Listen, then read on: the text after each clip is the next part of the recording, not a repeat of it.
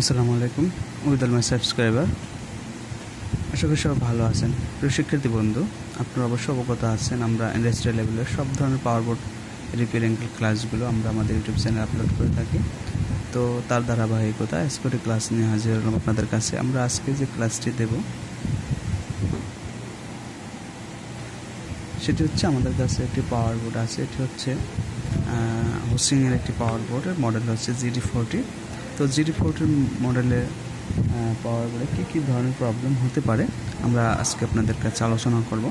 শিক্ষার্থী বন্ধু, আমরা প্রথমে যদি আমরা gd-40 মডেলটা আমরা দেখি, এটি হচ্ছে ফায়ার করছিল, সার্কিটটা খুব ফায়ার করছিল। ফায়ার করার পরে আমাদের এখানে কিন্তু অনেকগুলো প্রিন্ট ছিঁড়ে গেছে, দেখা যাচ্ছে যে অনেকগুলো প্রিন্ট ছিঁড়ে গেছে, আমাদের আইজিবিটি ফায়ার করছে। তো শিক্ষার্থী বন্ধু, যে কোনো ধরনের প্রবলেম হোক না কেন, পাওয়ার প্রবলেম হোক, কন্ট্রোলিং প্রবলেম হোক, ইরর আসুক, যে ধরনের প্রবলেম হোক না কেন আমরা যদি আমাদের বেসিক কাজে লাগাতে পারি, আমাদের বেসিক যদি স্ট্রং থাকে, তাহলে আমরা যে কোনো ধরনের মাদারবোর্ড, যে কোনো ধরনের হোক, ব্রাদার, হুসিং, জ্যাক, জোজি, আইএসএম, যে ধরনের মাদারবোর্ড হোক না কেন আমরা কিন্তু রিপেয়ারিং করতে পারবো।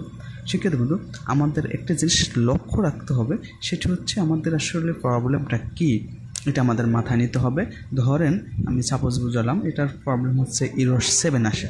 তো ইরর 7 মূলত কী ধরনের ইরর এটা আমাদের জানতে হবে। ইরর 7 হচ্ছে মোটর রিলেটেড ইরর। মোটরের যদি কোনো ধরনের প্রবলেম থাকে তাহলে ইরর 7 আসে। মোটরের ইনকোডারের যদি প্রবলেম থাকে তাহলে ইরর 7 আসে। ইনকোডারের মোটরের এই ধরনের হচ্ছে মোটর রিলেটেড ইরর।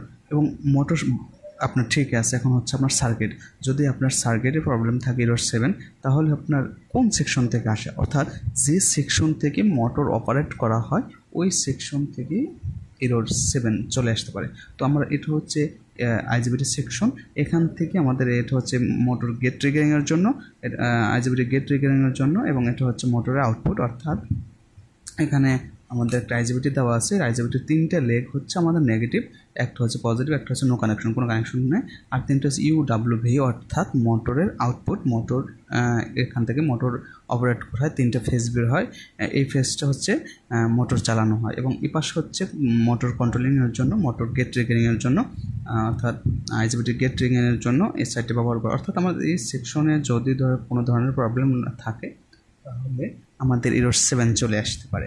শিক্ষার্থী বন্ধু, একটা জিনিস লক্ষ্য রাখবো, আমি আবারও বলি যে আমাদের বেসিকটা যদি আমাদের স্ট্রং থাকে, বেসিক আমাদের কমপ্লিট থাকে, তাহলে আমরা যে ধরনের ইরর, যে ধরনের প্রবলেম, যে কোনো ধরনের প্রবলেম আমরা কমপ্লিট করতে পারবো, আমরা ফাইন্ড আউট করতে পারবো, আমরা ঠিক করতে পারবো। তো আমরা ধরেন ইরর 7 আমি বলেছি, ইরর 7 মূলত হচ্ছে মোটর রিলেটেড ইরর। ওখানে আমরা ইরর করে লেখা থাকবে যে আপনার মোটরের সমস্যার কারণে এই ধরনের ইরর দেখাচ্ছে। তো সেক্ষেত্রে কিন্তু আমরা মোটর সেকশন কোনটা, এটা সেকশন, আমরা এখানেই কাজ করব যে আমাদের দেখতে হবে প্রথমে ভোল্টেজ আছে কিনা, তো আমাদের আইজিবিটি ভালো আছে কিনা, মোটর গেট ট্রিগারিংয়ের ভোল্টেজগুলো ঠিক আছে কিনা, এই ধরনের সমস্যাগুলো আমরা খুঁজে বের করার চেষ্টা করব। গেল এটা। এখন আমরা দেখব যে আমাদের পাওয়ারে যদি কোনো ধরনের প্রবলেম থাকে, যেমন আমরা এখানে 220 ভোল্ট ইনপুট করাবো। কি ভোল্টেজ ইনপুট করাবো? এটা হচ্ছে আমাদের এসি ভোল্টেজ ইনপুট করাবো, কারণ আমাদের লাইনে আছে এসি ভোল্ট। এখানে 220 ভোল্ট যদি আমরা ইনপুট করানোর পর এখানে কিন্তু বেশি একটা প্রোটেকশন দেয় নাই, তারপর আমাদের একটা ভেরিস্টর দিছে, তারপর সরাসরি কিন্তু আমাদের একটা রেকটিফায়ার ব্যবহার করছে, ব্রিজ রেকটিফায়ারের কাজ কি এটা আমাদের জানতে হবে, মানে প্রত্যেকটা কম্পোনেন্টের কাজ আপনাকে জানতে হবে। ব্রিজ রেকটিফায়ারের কাজ হচ্ছে এসি ভোল্টেজকে ডিসি করা, অর্থাৎ এই ডিসি ভোল্টেজটা কি ডিসি, পালসিং ডিসি। এখানে একটা এনটিসি ব্যবহার করছে সার্কিট প্রোটেকশনের জন্য, এখানে একটা রিলে ব্যবহার করছে, এটা হচ্ছে সার্কিট প্রোটেকশনের জন্য। শিক্ষার্থী বন্ধু, এনটিসি রিলে দুইটা সার্কিট প্রোটেকশনের জন্য ব্যবহার করছে, এবং তারপর দিচ্ছে আমাদের দুটো ফিল্টারিং ক্যাপাসিটার। এই ফিল্টারিং ক্যাপাসিটার কেন দিচ্ছে? পাওয়ারটাকে ফিল্টারিং করে, অর্থাৎ পিওর ফিল্টারিং করে স্টেবল করে রাখার জন্য এই ফিল্টারিং ক্যাপাসিটার ইউজ করা হয়েছে। তো এখানে দুটো ফিল্টারিং ক্যাপাসিটার ব্যবহার করার পর এখানে আমরা কত ভোল্টেজ পাবো? ডিসি, পিওর ডিসি পাবো 310 ভোল্টের মতন। এই 310 ভোল্ট আমার কী করছে?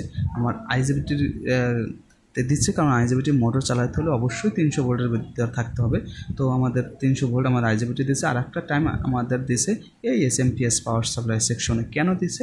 দেখেন, এখানে আমার গেট ট্রিগারিংয়ের জন্য 5 ভোল্ট দরকার আছে, আমার সিপিইউ চালানোর জন্য 5 ভোল্ট দরকার আছে, 3.3 ভোল্ট দরকার আছে, সলিনয়েড চালানোর জন্য 12 ভোল্ট বা 24 ভোল্ট দরকার আছে, তো এই ভোল্টেজগুলো ডিসপ্লে জ্বালানোর জন্য 5 ভোল্ট দরকার আছে। এই ভোল্টেজগুলো কোথা থেকে আসবে? এই ভোল্টেজগুলো আলাদা কোনো সোর্স নাই, তাই আমাদের এসএমপিএস পাওয়ার সাপ্লাই কী করলো, এই ভোল্টেজটাকে ডিস্ট্রিবিউট করলো, অর্থাৎ স্টেপ ডাউন করে ডিস্ট্রিবিউট করে ভাগ ভাগ করে দিল। তো এই ভোল্টেজগুলো আমাদের জানতে হবে কোন জায়গায় কত ভোল্টেজ আছে। শিক্ষার্থী বন্ধু, আপনারা একটা জিনিস লক্ষ্য রাখবেন যে আমরা আসলে ভিডিওর মাধ্যমে সব কিছু দেখানো সম্ভব না। আমরা যতটা সম্ভব আমরা কিন্তু আপনাদের দেখাচ্ছি। আপনারা অবশ্যই কমেন্ট করবেন যে কোন ধরনের প্রবলেম হলে আপনারা আসলে কোন ধরনের প্রবলেমের জন্য আপনারা আসলে সার্কিট বোর্ডে মানে প্রবলেমে পড়েন। তো আমাদের এই ধরনের কমেন্ট করলে কিন্তু আমরা আপনাদের এই রিলেটেড ভিডিও কিন্তু ক্লাস কিন্তু আমরা দিব ইনশাআল্লাহ। তো শিক্ষার্থী বন্ধু, তো আমরা বুঝতে পারলাম যে আসলে আমাদের পাওয়ারগুলো ভাগ করে কে? পাওয়ারগুলো ভাগ করে এসএমপিএস পাওয়ার সাপ্লাই।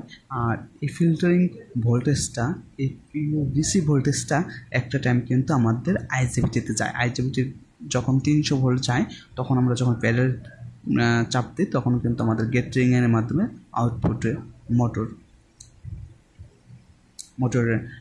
কিন্তু তারপর চলে।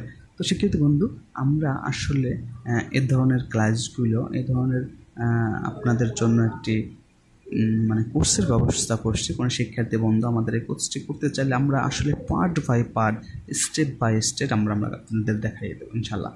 তো শিক্ষার্থী বন্ধু, এতটুকু তো আমরা যতটুকু দেখাচ্ছি বা যতটুকু বলছি আপনারা বুঝতে পারছেন। এটা হচ্ছে আমাদের মোটর সেকশন, এটা হচ্ছে আমাদের পাওয়ার সেকশন, এটা হচ্ছে এসএমপিএস পাওয়ার সাপ্লাই সেকশন।